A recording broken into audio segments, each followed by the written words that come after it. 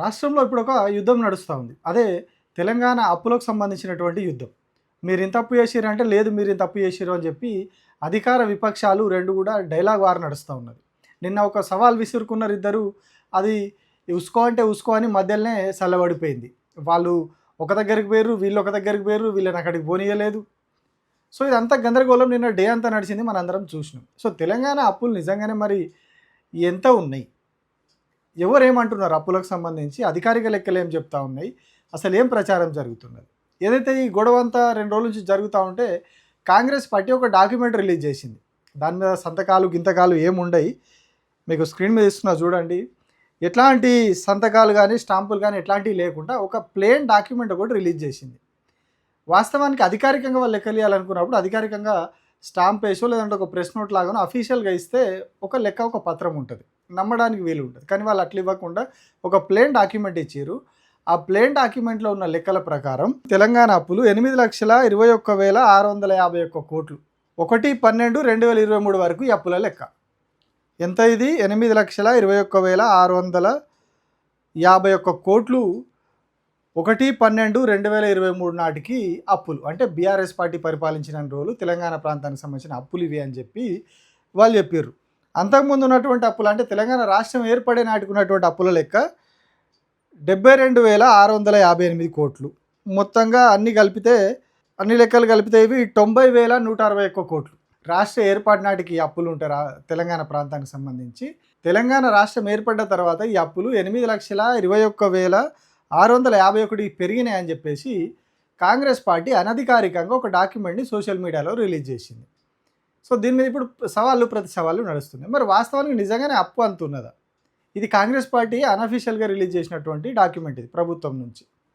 ఇదే కాంగ్రెస్ పార్టీ గతంలో అసెంబ్లీలో బడ్జెట్ ప్రవేశపెట్టిన సందర్భంలో ఆ బడ్జెట్లో చెప్పినటువంటి లెక్కలు, ఆ బడ్జెట్ సందర్భంగా వీళ్ళు బయటపెట్టినటువంటి లెక్కలు వీళ్ళు కాంగ్రెస్ పార్టీ అఫీషియల్ ఎక్స్ హ్యాండిల్లో, మీకు స్క్రీన్ మీద కనిపిస్తున్నది చూడండి, అఫీషియల్ ఎక్స్ హ్యాండిల్లో పెట్టినటువంటి పోస్టు, అందులో ఉన్నటువంటి లెక్కలు చెప్తున్నా మీకు. తెలంగాణ అప్పులు 4,03,664 కోట్లు.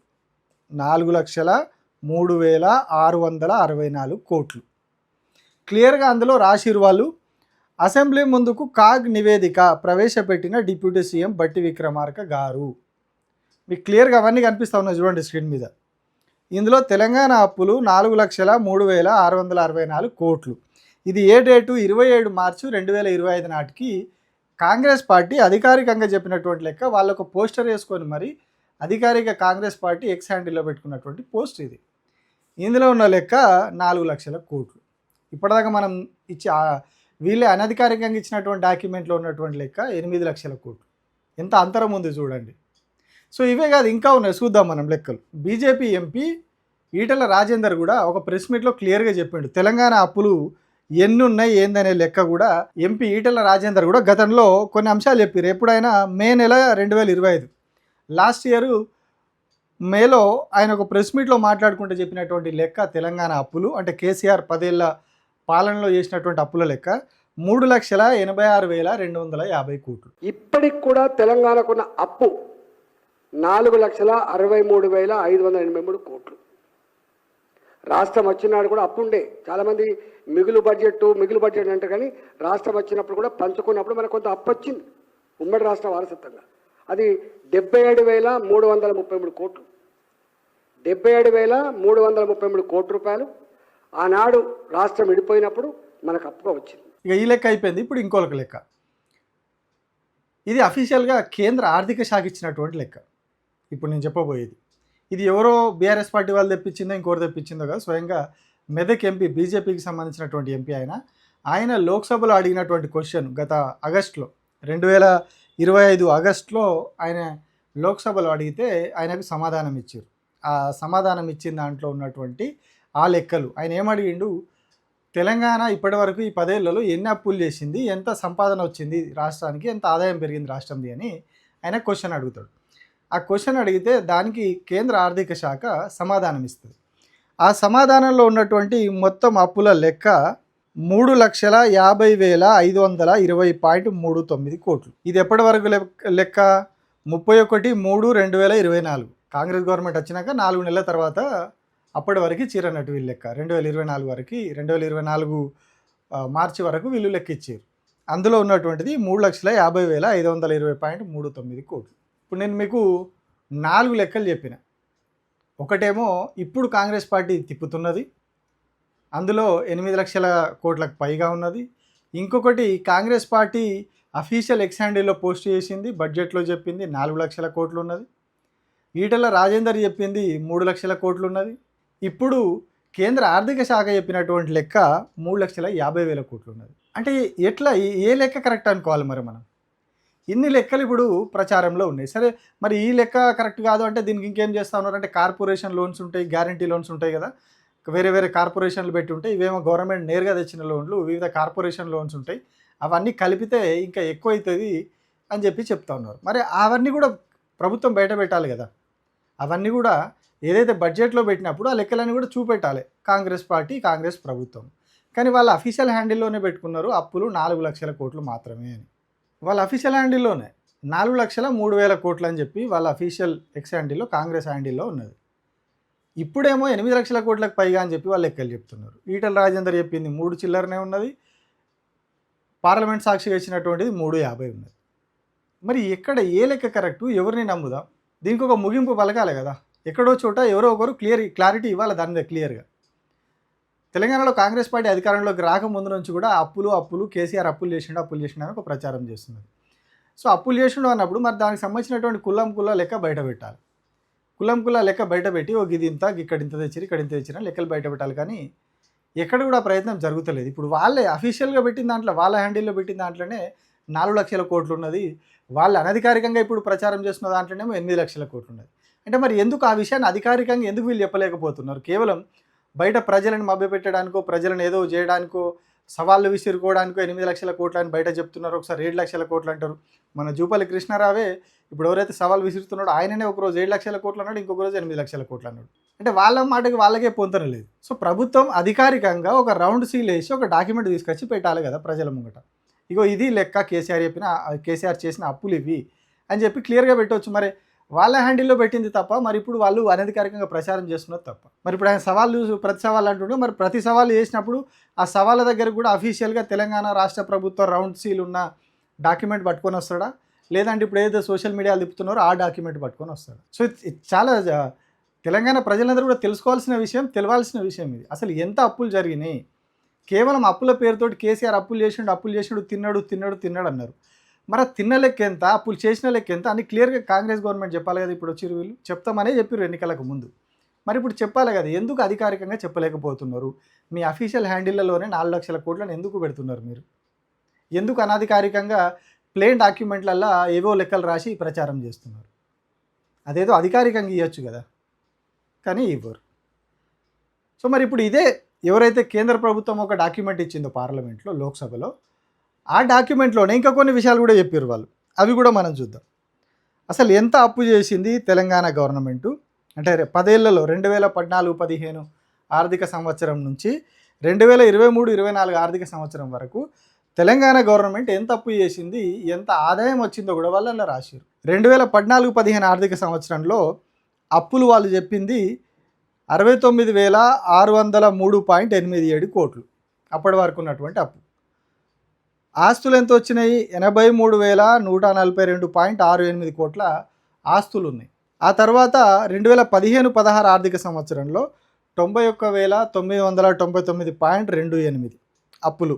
ఆస్తులేమో 102,936.54 కోట్లు. ఇట్లా పెరుక్కుంటూ పోయి ఎక్కడ ఇది 2023-24 ఆర్థిక సంవత్సరానికి వచ్చేసరికి టోటల్ అప్పులు 3,50,520.39 కోట్లు టోటల్ అప్పులు. ఇది సృష్టించినటువంటి ఆస్తులు 4,15,099.69 కోట్లు. 4,15,099.69 కోట్ల ఆస్తులు సృష్టించిర్రు అని చెప్పి స్వయంగా మోడీ నేతృత్వంలోని బీజేపీ ప్రభుత్వమే ఒక డాక్యుమెంట్ ఇచ్చింది. అంటే ఇక్కడ లెక్క చూస్తే క్లియర్ తెలుస్తుంది కదా, 3,50,000 ఏమో అప్పులు ఉన్నాయి, అప్పుల కంటే ఎక్కువ ఒక 50,000 కంటే ఎక్కువనే ఆస్తులు ఉన్నాయి. 4 లక్షల కోట్ల చిల్లర ఆస్తులు వచ్చినాయి. అంటే చేసిన అప్పుకి ఆ 3,50,000 కోట్ల అప్పుకైనా కూడా అక్కడ న్యాయం జరిగింది. దానికి తగ్గట్టుగా ఆస్తులు సమకూరినాయి తెలంగాణకి. అంటే ఎక్కడ కూడా తీసుకొచ్చిన డబ్బులు వేస్ట్ కాలేదు. వచ్చినంత మటుకు అక్కడ ఆస్తులు కనిపిస్తూ ఉన్నాయి. దానికి సంబంధించినటువంటి ఆస్తులు కనిపిస్తూ ఉన్నాయి. ఇంకా యాక్చువల్ మార్కెట్ వాల్యూ ప్రకారం అయితే ఇంకా ఎక్కువ ఆస్తులు లెక్కేసుకోవాల్సి వస్తుందేమో దానికి. అది గవర్నమెంట్ లెక్కల ప్రకారం అట్లా వచ్చింది. కానీ మనం వాళ్ళు ఏ ఆస్తులు లెక్క కట్టినా కూడా ప్రభుత్వ బిల్డింగులు కానీ ప్రాజెక్టులు కానీ వీటన్నిటి లెక్కలు వేసినప్పుడు వాళ్ళు ప్రభుత్వ లెక్కలు వేరే ఉంటాయి. మనం యాక్చువల్ మార్కెట్లో ఉన్నటువంటి వాల్యూని వేసినప్పుడు అది ఇంకా చాలా ఎక్కువ ఉంటుంది. అంటే సో తెచ్చిన అప్పు కంటే చాలా ఎక్కువ ఆస్తులు సమకూరినట్టే. కానీ మరి ఎందుకు ఇంకా కూడా ఈ అప్పులు చేసిరు, ఇన్ని లక్షల కోట్ల అప్పులు చేసిరు, అన్ని లక్షల కోట్ల అప్పులు చేసిరు అనే ఈ చర్చ, ఈ గొడవ ఎందుకు జరుగుతున్నది? అంటే కేవలం ఇదంతా రాజకీయంగా గత ప్రభుత్వాన్ని బదనాం చేయడానికా, లేకపోతే ఇంకేదైనా రాజకీయ కక్ష సాధింపా, ఇంకొకట, లేకుంటే నిజంగానే కార్పొరేషన్లు పెట్టి తీసుకొస్తారో స్పెషల్ పర్పస్ వెహికల్స్ అని, ఆ కార్పొరేషన్ల కింద అట్లా తీసుకొచ్చినటువంటి లోన్స్ వీళ్ళు ఇంక్లూడ్ చేయకుండా ఈ లెక్కలు చెప్తున్నారా? చెప్తే మరి ఆ లెక్కలు ఎంత, వాటితో వచ్చిన ఆదాయం ఎంత, వాటితో వచ్చిన ఉపయోగం ఎంత, ప్రాజెక్టులకు కావచ్చు మిగతా వాటికి ఈ ఏవైతే కార్పొరేషన్లు పెట్టి లోన్లు తెచ్చారో వాటి ద్వారా వచ్చినటువంటి ఆదాయం ఎంత, అప్పులు ఎంత, ఆదాయం ఎంత, ఇవన్నీ కూడా ప్రభుత్వం క్లియర్గా ఒక అఫీషియల్గా ఒక లెక్క చెప్పి ఒక అధికారికంగా దొంగలెక్క లేకుండా అన్నీ బయట పెట్టాలి. అసెంబ్లీలో చర్చ అంటారు, వీళ్ళు ఒక మాట అనగానే వాళ్ళు బీఆర్ఎస్ వాళ్ళు కొంత కౌంటర్ చేయగానే కథ గొడవ స్టార్ట్ అవుతుంది, అది మధ్యలోనే ఆగిపోతుంది. లెక్క క్లియర్గా ఉండదు బయట. సో ఇప్పుడు నేను రెండు చూపించిన కాంగ్రెస్ పార్టీలోనే డ్యూయల్ స్టాండ్ ఎట్లున్నదో, డ్యూయల్ స్టాండ్ కాదు, వాళ్ళది రకరకాల స్టాండ్ ఉన్నది. ఒక్క రోజులోనే మంత్రి జూపల్లి మాట మార్చి ఒక రోజు 8 అన్నది, నెక్స్ట్ డేకి వచ్చేసరికి 7 అవుతుంది.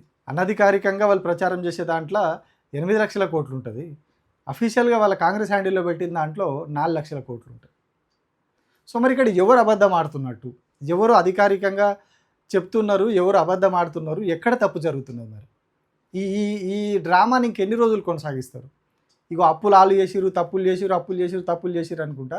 ఇప్పుడు ఆల్రెడీ దగ్గర 3.5-4 లక్షల కోట్ల దాకా ఇప్పుడు ఉన్నటువంటి ప్రభుత్వం చేసినట్టుంది. అప్పులు 3 లక్షల కోట్లకు చేరిపోయినట్టుంది ఆల్రెడీ. ఈ 2.5-3 ఏళ్లలోనే రేవంత్ రెడ్డి మంచి జోరు మీద పోకుండా 3 లక్షల కోట్ల దాకా అప్పులు తెచ్చినట్టున్నాడు. రోజు మొన్ననే 7,000 కోట్లు పట్టుకొచ్చారు ఆర్బీఐ నుంచి. నెలలో 2 సార్లు ఖచ్చితంగా వస్తున్నది ఆర్బీఐ నుంచి లోన్. సో మరి ఇప్పుడు ఎవరు క్లారిటీ ఇవ్వాలి ప్రజలకి? ఎవరు ఎంత అప్పు చేసిర్రు, ఎంత అయింది, రాష్ట్రంలో పెరిగిన ఆస్తులు ఎన్ని, ఎవరు అప్పులు తెచ్చి వృధా చేస్తుర్రు, ఎవరు అప్పులు తెచ్చి ఆస్తులు సృష్టించారు, ఇవన్నీ మరి క్లియర్గా ఎవరు చెప్పాలి? రాజకీయ పార్టీలు అయితే బీఆర్ఎస్ చెప్పుకుంటే మేము మంచి చేసినామని చెప్పుకుంటుంది, కాంగ్రెస్ అయితే మేము మంచి చేసినాం, బీఆర్ఎస్ అంతా కూడా బదనాం చేసింది, అంత డబ్బులన్నీ దుబారా చేసిందని చెప్పి కాంగ్రెస్ వాళ్ళు చెప్తారు. మరి ప్రజలకు వాస్తవం ఎట్లా తెలవాలి? ఎవడు చెప్పాలి? ఎవడు రావాలి? దిగి రావాలన్నా మీదికి వెళ్ళి ఎవరన్నా లెక్కలు చెప్పడానికి? ఒక కాంగ్రెస్ పార్టీనే ఒక లెక్క మీద 3 సార్లు 3 రకాలుగా మాట్లాడుతుంది. మరి ఎట్లా? మరి ప్రభుత్వమే ఇన్ని రకాలుగా అధికారికంగా లెక్క ఉండే ప్రభుత్వమే ఇట్లా మాట్లాడితే ఎట్లా? వాస్తవాలు ఎట్లా తెలవాలి?